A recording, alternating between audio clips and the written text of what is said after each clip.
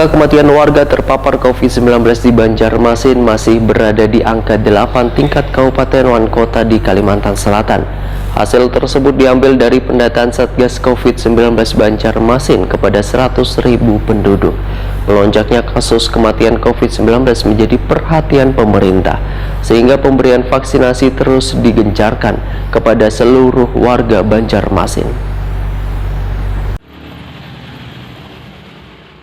Angka kematian warga terpapar COVID-19 di Banjarmasin masih berada di angka 8 tingkat kabupaten dan kota di Kalimantan Selatan. Hasil tersebut diambil dari pendataan yang dilakukan Satgas COVID-19 Banjarmasin kepada 100.000 penduduk.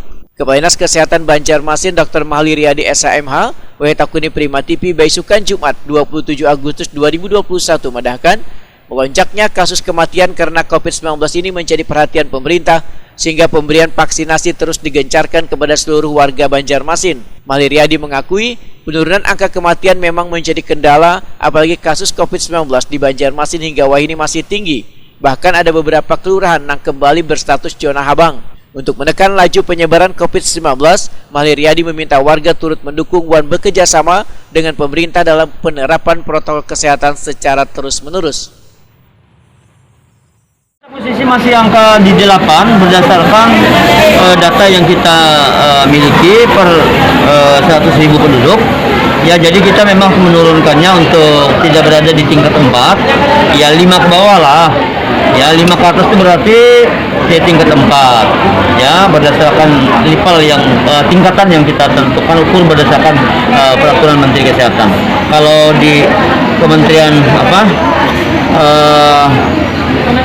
KPCPN itu kan dia berdasarkan level sebutannya.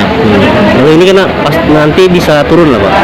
Optimis kita insya Allah bisa turun dengan kerjasama masyarakat tentunya yang disiplin dengan protokol kesehatan kan. Ya. Kalau kita aja yang bersemangat ingin menurunkan level untuk itu tidak bisa pemerintah saja, harus sama-sama dengan masyarakat yang kita harapkan untuk ikut serta disiplin dengan protokol kesehatannya. Mahli Riyadi menambahkan, level PPKM di Banjarmasin bisa diturunkan tergantung dari sikap warga yang taat dengan aturan mematuhi protokol kesehatan.